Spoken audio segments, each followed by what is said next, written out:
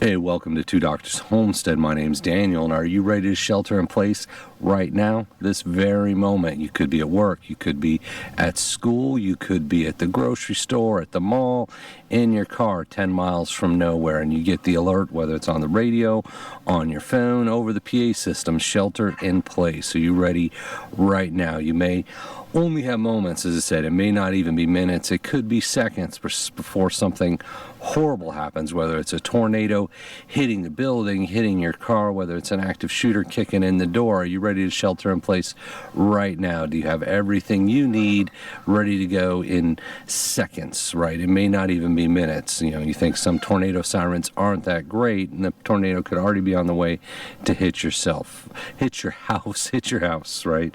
You got to be ready right now. So we say why shelter in place?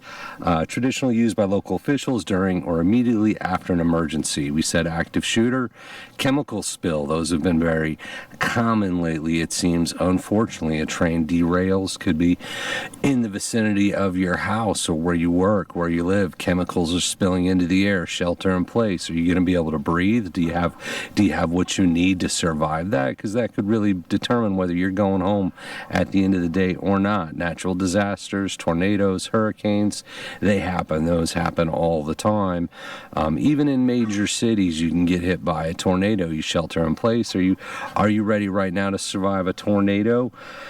What about war? Incoming rockets, right? We don't get that a lot in the U.S., but I have friends in other countries that incoming rocket attacks are a thing, right? And are you ready to shelter in place? Do you know where the bomb shelter is? Is there any shelter nearby? And then, of course, more extreme nuclear war, bioterror attacks, all very possible in the world we live in today with the state of international affairs, what's going on with Ukraine and Russia and everything else. I don't know the true likelihood of a nuclear attack right now. I will say it's probably higher than it's ever been, right? What's that mean? I don't know, but it's certainly something to consider, right? Not saying dwell on it, stress about it, but shelter in place. First thing you need is your plan, right? Find a safe location indoors, staying there until you're given the all clear, told to evacuate. You may be asked to shelter in place because of an active shooter, as I said, tornado, chemical, or radiological, or other hazards. So there's some immediate tips on shelter face. Find a safe location. Does the door lock? If there's an active shooter, a locked door could be the difference between life and not, right? Does it open in or out? It's important to know if the door opens in or out. You may only have moments to work this out. If the door opens out and you're trying to barricade it, well, that might not really help out. It's a different way to secure the door. Can you block the windows? If the tornado is coming and you have no choice but to be near a window, is there any way you can block the window? If there's a nuclear detonation, the glass is going to shatter. Blinding light's going to come through into your face if there's any windows in the area. And what do you need? What do you need after, right? And we'll get into that more. Food, water, medication. It could be hours. It could be longer on a shelter in place. It really depends on the situation, right? The extent of the disaster that led to the order for shelter in place, right? So first thing you've got to do is evaluate, right? If there's an active shooter situation, you have to evaluate where's a defensible position, right? Can you get doors and walls in between you and the shooter? Do you even know where the shooter is at, right? And that's why shelter in place is important. If there's an active shooter, you might say, well, I've got a gun in the car. I'm just going to go get it. Well, you don't know where the shooter's at, right? Is there a clear path to the car, and are you really coming back in from that? No, you need to stay where you're at. You need to move quickly, and stay where you're at might not mean stay exactly where you're at. You might have moments to get into a room, lock a door, barricade a door. Same thing with tornadoes coming in. You're going inside the building. Maybe you're trying to get into a basement, right? Tornadoes could blow out windows. Might be a different situation than an active shooter. Active shooter, you might go into a room that has a window but a lockable door. Tornado, you probably want to go the other way. So first thing you want to do is evaluate the situation. Try to understand why am I being told to shelter in place? What's going on? What is the threat, right, that I need to protect myself from? Basement could be good in a lot of situations. If it's a flash flood, maybe not so much, right? There isn't one answer. There isn't necessarily a one size fits all for shelter in place, your emergency coming in. So some key things in the initial moments is stay calm, of course, right? right? If you panic, you're going to lose your mind. You're going to lose your time. You need to focus. You need to be on point, focus, and say, okay, what do I need to do this exact second, right? And some of that is being prepared ahead of time. It's having that plan ahead of time, and we'll talk about that. But stay calm, proceed to a location that can be secured. Of course, if it's an active shooter, you want a secure location. If it's a tornado, you want to be inside, away from windows. Turn off all lights, silence all phones, wait further instruction. Well, that's going to be more active shooter necessarily than, say, a tornado. You don't have to turn out all the lights if it's a tornado, right? Don't open the door until instructed by authorities, right? You know, if there's an active shooter, you might hear shots, you might hear screaming. If you're barricaded in a room, maybe the best thing you can do is stay there until the police are there. So there's some other areas like that. That was from a college campus lockdown. What about CDC, right? Shelter in state in place. We go there. They say stay inside, get inside, stay inside, be informed, and certainly want to be informed. Once again, you need to know why you're sheltering in place and act accordingly. Get inside, stay inside. Bring your loved ones in, right? Find a safe spot.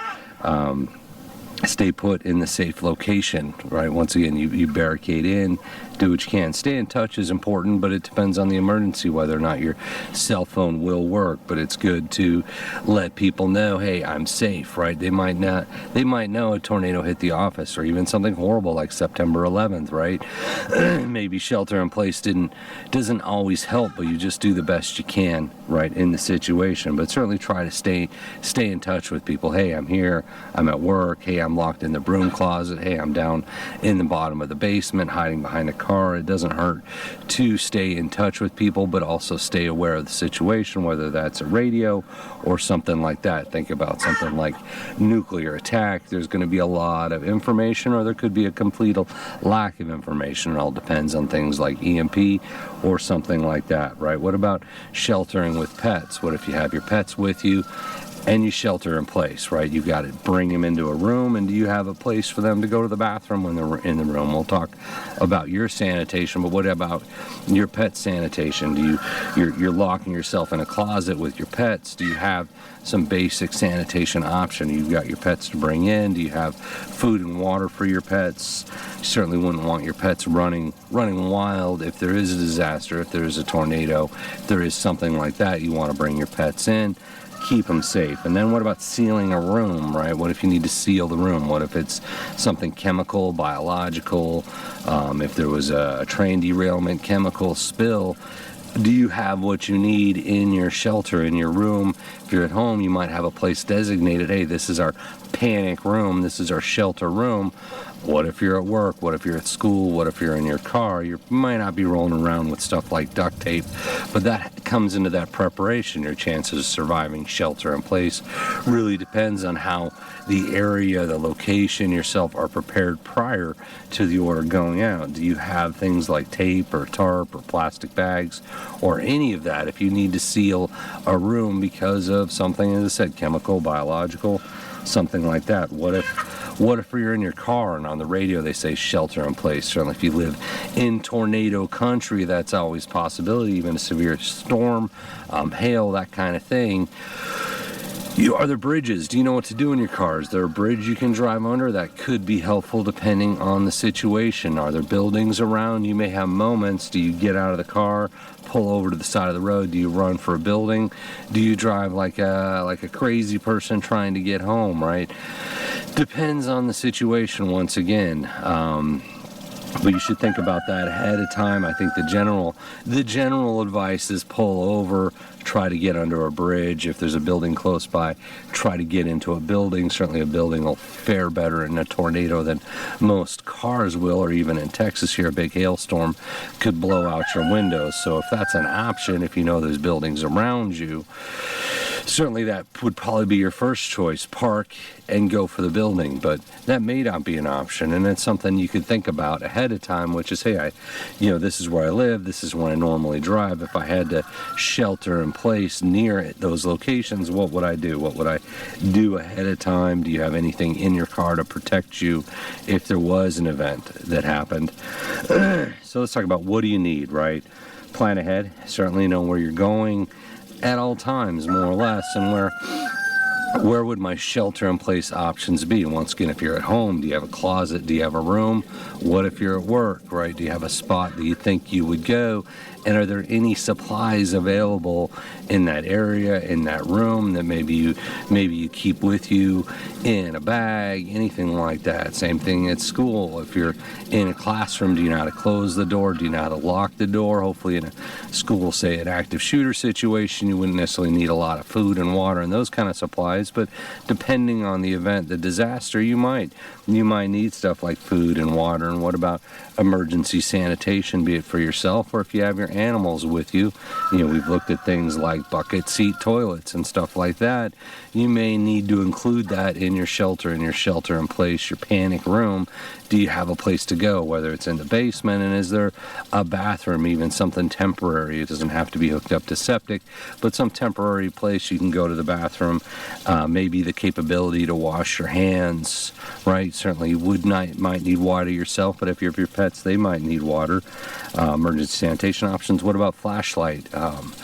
You could be blacked out. You could be sitting in a closet in the dark with the door closed. It'd be sure nice if you had a flashlight. Is that in your shelter? Are the batteries fresh, or do you have something on you? Do you keep a flashlight on you? I mean, we all have our phones, but what's the battery look like? Do you have an emergency battery, right? You don't want to burn out your battery using your phone as a flashlight because you're locked in the closet and it's dark, and then not have it or be able to call once the disaster's over, right? Or keep in touch. What about emergency first aid supplies? I know a lot of office buildings have those emergency first aid kit, but do you have something at home? Once again, if there's a tornado or something like that and somebody gets hurt, do you have an emergency first aid kit, or MyFact, they call it, first aid kit, emergency first aid kit? Do you have those capabilities, something you can grab quickly, or something that's already in your shelter, your emergency shelter? The ability to seal a room, we talked about that. Tarps, duct tape, trash bags, sandbags, anything like that. Be it a flood, a tornado, any kind of something like that. You might want to have different abilities to seal a room. And then communication alternatives. You listen to the radio. Do you have an emergency radio? Do you have walkie-talkies? Do you have a way to reach other people? Let them know you're trapped. Even something like a signaling device, a whistle, anything like that could make a difference if you're sheltered in place and there's an earthquake, if there's a tornado and the door's blocked. Even something like a whistle could make a difference. So I wanted to jump in on that a little bit, just talk about shelter in place. Your ability to survive a situation is probably going to depend in as much as how you react as how you are prepared at any given moment, right? And that may depend on where you're at. You might be someone that carries a concealed weapon for self-defense, but if you're in a place you can't carry it and there's an active shooter, that doesn't help you out, right? So there's a lot of different scenarios, a lot of different possibilities, and though it may not be possible to think through all of them and be prepared for all of them, the more you think about it ahead of time and prepare ahead of time, the better your survival chances. So I think that I hope that helps out, right? Thank you for watching. I can't speak today, and we appreciate you.